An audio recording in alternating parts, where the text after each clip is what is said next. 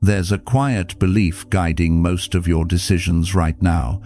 You may not even notice it, but it's there. The belief that you have time, not infinite time, just enough. Enough to wait. Enough to delay. Enough to say, later. Later, I'll start living the way I want. Later, I'll fix what feels wrong. Later, I'll say what needs to be said. Tomorrow feels guaranteed. Next year feels safe. Someday feels real. And that belief is exactly what's keeping you asleep. Because the truth is uncomfortable, and most people don't want to look at it too closely. You could leave life right now, not as a threat, not as something dark, as a fact. And when that sentence really lands, when it stops being just words and starts being real, something shifts inside you. Suddenly, the excuses sound hollow. The grudges feel heavy. The waiting feels dangerous. Most of your stress doesn't come from doing too much. It comes from postponing what matters. You postpone joy. You postpone honesty. You postpone becoming who you know you are. You tell yourself you'll do it when things calm down, when you're more confident, when life gives you a clearer sign. But life doesn't send reminders. It just keeps moving. The ancient Stoics understood this better than most people today. They didn't see death as something morbid. They saw it as a teacher. Marcus Aurelius wrote to himself, not to impress anyone, not to be remembered, but to stay awake. He reminded himself daily that life was fragile, that time was uncertain, and that postponement was the real danger. Not failure, not pain. Postponement, because you don't lose your life all at once. You lose it in small delays. You lose it when you stay silent instead of speaking. When you choose comfort over truth. When you wait for permission that never comes. Most people don't realize they're wasting time because it feels productive. They're busy, they're planning, they're preparing. But preparing for what? A future that isn't promised. You tell yourself you'll be happier when something changes, when you have more money, when someone notices you, when you finally feel ready. But readiness is a lie we tell ourselves to avoid fear. Fear of change, fear of loss, fear of being fully alive. And here's the part nobody likes to admit. If you truly believed today mattered, you'd live differently. You'd stop holding back the apology. You'd stop delaying the difficult conversation. You'd stop tolerating a life that feels smaller than you know it could be. This isn't about being reckless, it's about being honest. If today were your last normal day, not dramatic, not special, just your last ordinary day, how would you live it? Would you still rush through it? Would you still numb yourself? Would you still tell yourself you'll start living tomorrow? Or would you finally slow down enough to notice that this moment is already your life? This video isn't here to scare you, it's here to wake you up. Because once you accept that time is uncertain, something powerful happens. You stop waiting, and that's where everything begins. Once the idea settles in your mind that time isn't guaranteed, something uncomfortable surfaces. Resistance. Your mind immediately tries to protect you. It says, don't think about this too much. It's not healthy. Just focus on getting through the day. Because the truth threatens one of the strongest illusions you live by. The illusion of later. Later is where you place everything that scares you. Later is where you send your real life to wait. Later, I'll change. Later, I'll leave. Later, I'll forgive. Later, I'll take the risk. Later, I'll slow down and enjoy things. Later becomes a storage room for everything meaningful. And the dangerous part is that later feels responsible. It feels mature. It feels safe. You're not saying no forever. You're just saying not now. But not now quietly becomes never. Most people don't waste their lives by doing nothing. They waste them by constantly preparing. Preparing to be confident. Preparing to be ready. Preparing to finally start. You convince yourself that once conditions improve, you'll live differently. When work is less stressful, when money is more stable, when the right opportunity appears, when fear disappears. But fear doesn't disappear on its own. It waits for you to move first. And conditions never stop changing. There is always another reason to delay, another problem to solve, another excuse that sounds reasonable. That's how later survives for decades. This is why the idea that life could end at any moment feels so disruptive. It exposes the lie. If later were real, you wouldn't need reminders. If later were guaranteed, postponing wouldn't feel heavy. Deep down, you already know this. That quiet discomfort you feel when you hear, "You could leave life right now," isn't fear of death. It's fear of unfinished living. It's the awareness that there are words you haven't said, choices you haven't made, parts of yourself you keep hiding. Not because you don't care, but because waiting feels easier than risking regret. But here's the truth nobody tells you clearly enough. Waiting doesn't protect you from regret. It creates it. You don't regret the things you tried and failed at nearly as much as the things you never attempted at all. You don't regret the honest conversations as much as the silence. You don't regret the risks as much as the years spent wondering, what if? Later feels safe, but it's expensive. It costs you presence. It costs you courage. It costs you your relationship with yourself. Because every time you delay something that matters, a small part of you learns not to trust you. You say, "I'll do it someday," and your inner voice hears, "Not important." Over time, that disconnect grows. You feel restless for no clear reason, unmotivated even when things look fine, disconnected from your own life, and you start wondering what's wrong with you. Nothing is wrong with you. You're just tired of waiting. This is why the Stoics practiced remembering death not to be dark, but to be precise. They used it as a lens to cut through illusions. When you truly accept that later might not come, the question changes. It's no longer, "What's the safest option?" It becomes, "What's the honest one?" Not what will impress others, not what avoids discomfort, what reflects who you really are. This doesn't mean doing everything at once. It doesn't mean dramatic change. It means choosing one thing you've been postponing and bringing it into the present. One conversation, one decision, one small act of courage. Because life doesn't open all at once. It opens the moment you stop delaying it.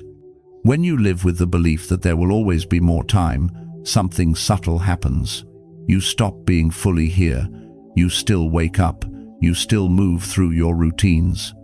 You still handle responsibilities, but inside, you're somewhere else.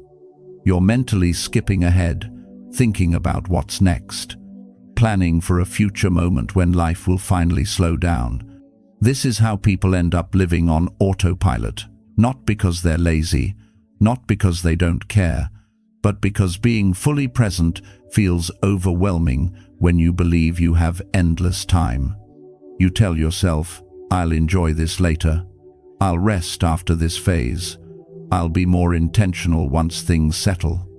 And so you rush through moments that never come back, meals eaten without tasting, conversations half listened to, days blurred together. Then one day, you notice something unsettling. Life feels distant, not bad, not unbearable, just dull. And that dullness is dangerous. Because when life feels flat, you start searching for stimulation instead of meaning. More noise, more scrolling, more distraction, anything to feel something. But stimulation doesn't fix disconnection. It only masks it. The Stoics warned about this long before screens existed. They understood that when you're not deliberate, your attention gets stolen. Marcus Aurelius wrote about how quickly life passes when the mind is unfocused, how people waste most of their time reacting instead of choosing. And that's exactly what autopilot is. Reaction. You react to emails, react to expectations, react to stress. But rarely do you stop and ask, is this how I want to be living? Autopilot feels safe because it removes responsibility. If you're just following the routine, you don't have to make hard choices. You don't have to risk change. You don't have to confront what's missing. But the cost is quiet and cumulative. You lose touch with what excites you. You forget what matters to you. You stop checking in with yourself. And then the strangest thing happens. Even when good things occur, you barely feel them. Achievements feel empty. Weekends pass too fast. Rest doesn't restore you. Because your body is present, but your mind is always elsewhere. This is why remembering that life is fragile can feel shocking. It pulls you out of autopilot. It forces you to look at how you're actually spending your days. Not in a judgmental way, in an honest way.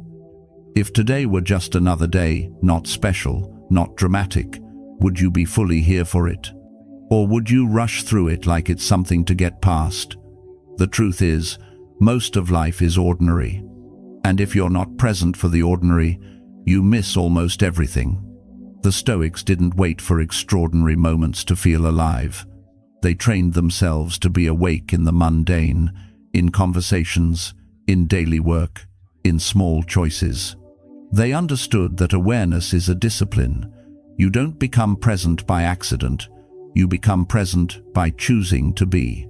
And the reminder that time is limited makes that choice clearer. You stop treating moments as disposable. You stop assuming there will always be another chance.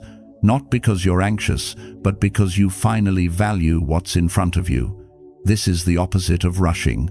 It's slowing down internally. It's deciding that this moment deserves your attention simply because it exists. And once you break out of autopilot, something changes. Life doesn't become easier, but it becomes real again. When you start paying attention to how you live, another truth becomes impossible to ignore. You're carrying things that don't belong in the present, old arguments, unspoken resentments, moments you replay again and again in your head. Anger has a strange way of surviving. It stays alive long after the moment has passed, long after the person has moved on, long after anything can be changed. And the most painful part is this: while you're carrying it, life keeps moving. The person you're angry with is eating, laughing, sleeping, planning their next day. They may not even remember what happened, but you remember. You rehearse what you should have said. You imagine different endings. You relive the same scene with the same outcome. And every time you do, you spend more of your life there. Anger feels justified. It feels powerful. It feels like protection. But it isn't. It's expensive. It drains your energy. It steals your focus. It colors moments that have nothing to do with the past. Marcus Aurelius warned himself about this constantly.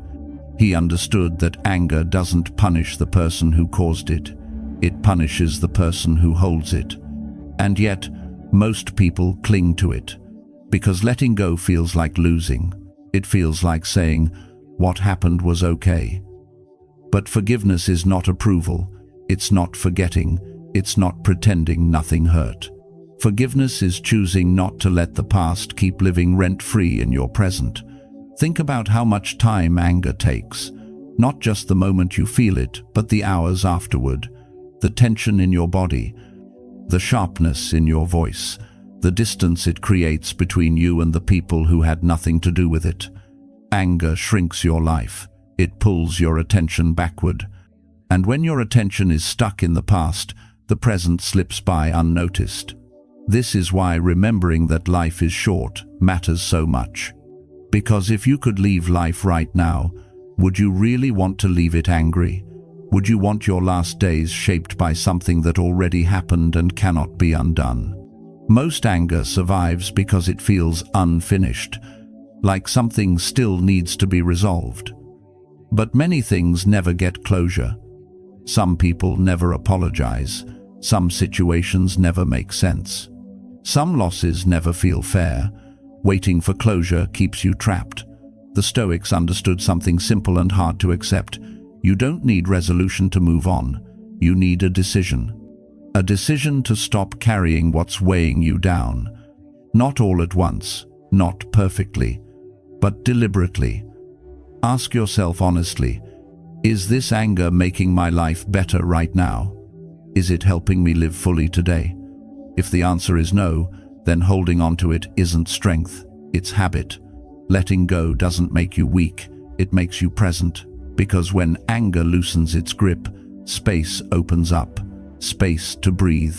Space to notice what's actually happening. Space to enjoy moments without the past intruding. You don't have to forgive in words. You don't have to reconcile.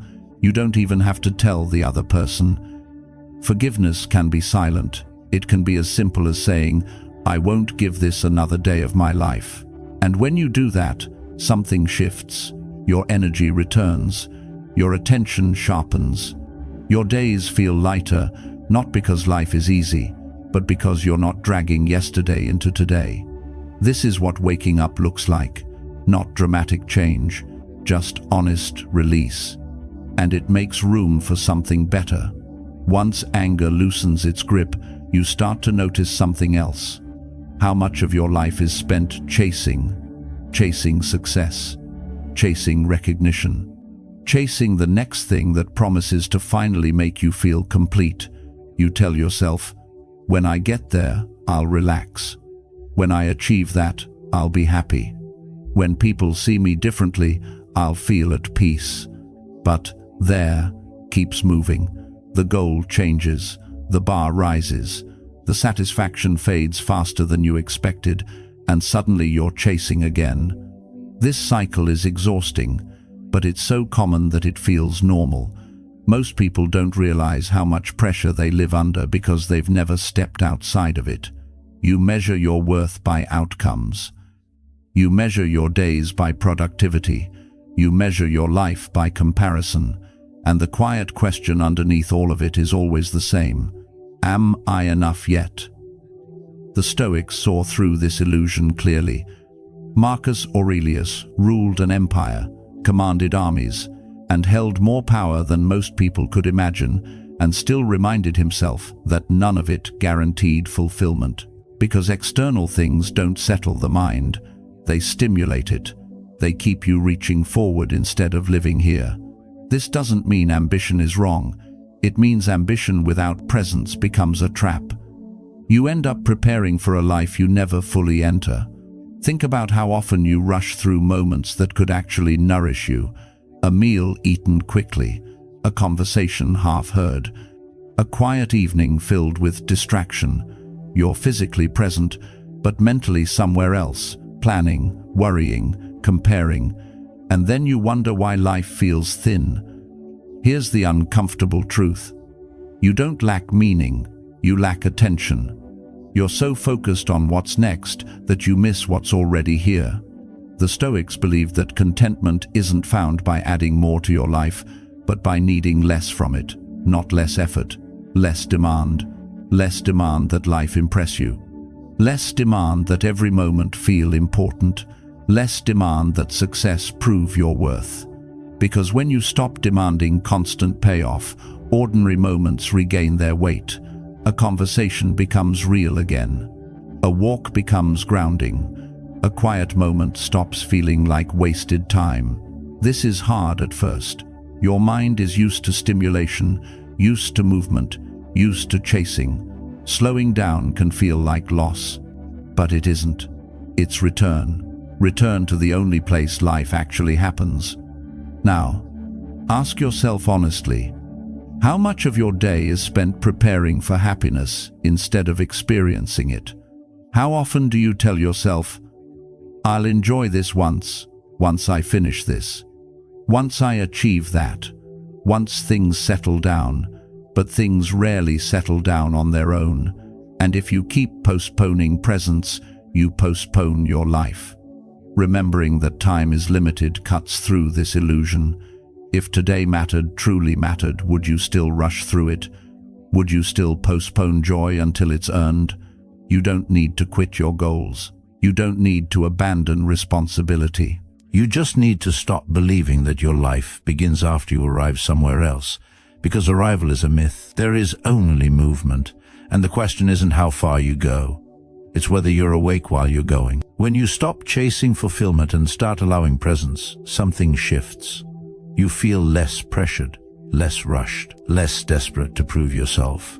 Not because you've given up, but because you've finally stopped running. And that opens the door to a different kind of freedom. You're waiting for permission that will never come at some point. If you're honest with yourself, you'll notice another pattern. You're waiting, not in an obvious way, not standing still, but quietly holding back. You tell yourself you're being patient, responsible, realistic.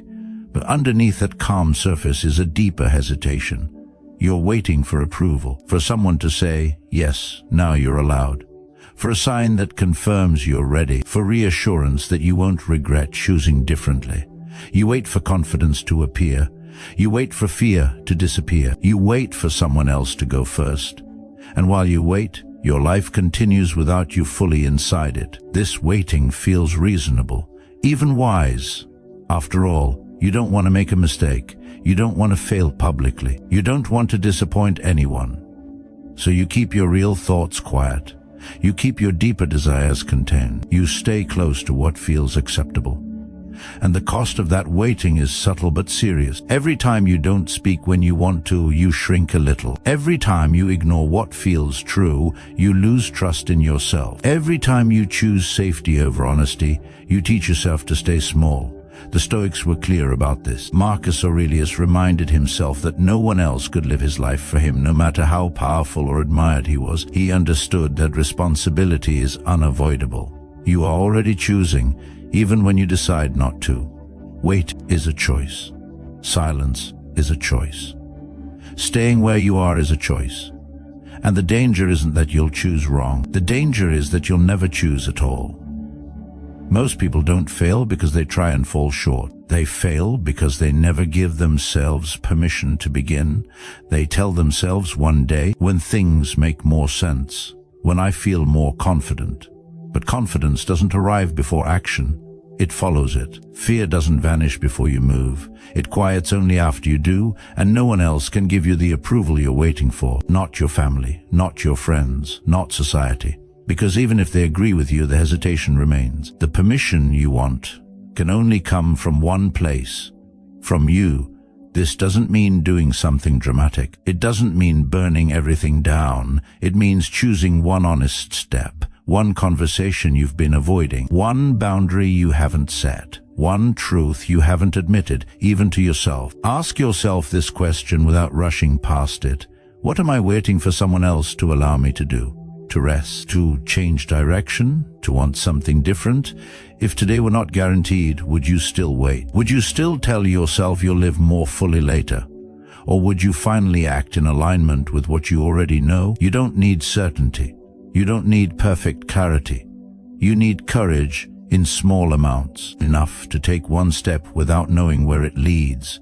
Because life doesn't reward hesitation, it responds to movement. And the moment you stop waiting for permission, something inside you steadies, not because the path becomes clear, but because you're no longer betraying yourself. You don't feel fearless, you feel aligned, and that alignment matters more than confidence ever could. This is what it means to live awake. Not waiting, not asking, choosing. Once you stop waiting for permission, another truth becomes clear. Comfort has been guiding more of your choices than you'd like to admit. Not comfort as rest, not comfort as care. Comfort as avoidance. You choose what's familiar because it feels safe. You repeat routines because they don't demand much from you. You stay where you are because you know how to survive there. And survival slowly replaces living. At first, comfort feels like stability. It feels responsible. It feels like peace. But over time, it becomes something else, a cage. You don't notice it closing because it closes slowly. You stop trying things you might be bad at. You stop saying things that could be misunderstood. You stop imagining a bigger version of your life, not because you don't want more, but because wanting more feels risky.